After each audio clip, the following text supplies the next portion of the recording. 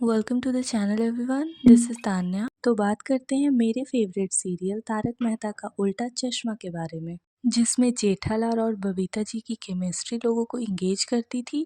तो वहीं चंपक चाचा का वो गुस्से से भरा चेहरा किसे नहीं याद है।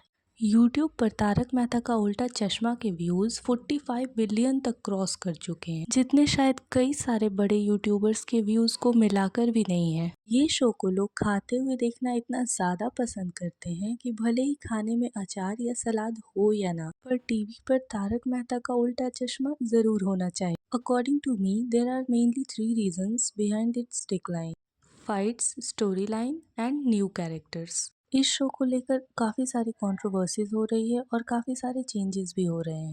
इस शो के कुछ मेंबर्स जैसे रोशन भाभी, बाबरी, रीता रिपोर्टर और खुद तारक मेहता, इन सभी ने इस शो के प्रोड्यूसर आशिक मोदी पर काफ़ी सारे इल्ज़ाम लगाए हैं, जैसे bad working environment, disrespectful towards artist, delayed payment. हद तो तब हो गई जब हम सब के प्यारे मेहता साहब इस शो को ही छोड़कर चले गए, जिनके नाम पर ही ये शो था। ऑल्सो पलक सिद्धवानी, जो नई सोनू का रोल प्ले किया करती थी, she also stated that show makers were threatening her to delete her Instagram account as she wanted to leave the show due to her delayed payment. Tarak Mehta अब वो शो नहीं रहा जो पहले ये हुआ करता था। आए दिन इसमें कोई ना कोई कंट्रोवर्सी होती रहती, जिसकी वजह से इसकी टीआरपी काफी कम गई है।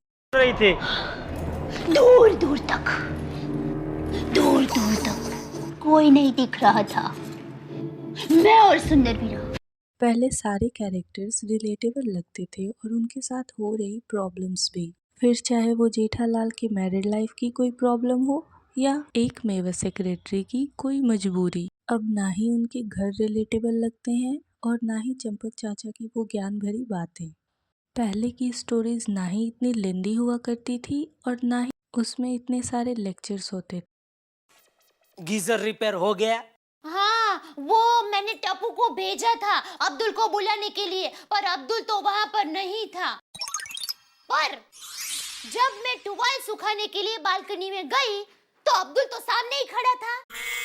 Even if people are accepting new characters now, then also they don't want to watch this show anymore, क्योंकि स्टोरी ही कुछ ऐसी होती है जो ना ही किसी को रिलेटेबल लगती है और एक स्टोरी पर 20 से 25 एपिसोड्स निकाल दिए जाते हैं।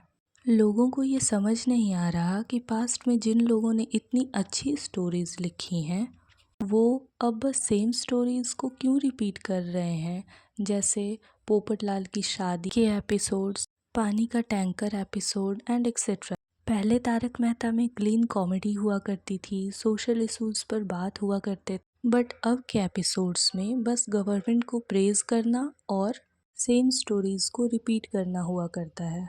पहले की तरह इस शो में अब वो नेचुरल कॉमेडी नहीं दिखाई देती।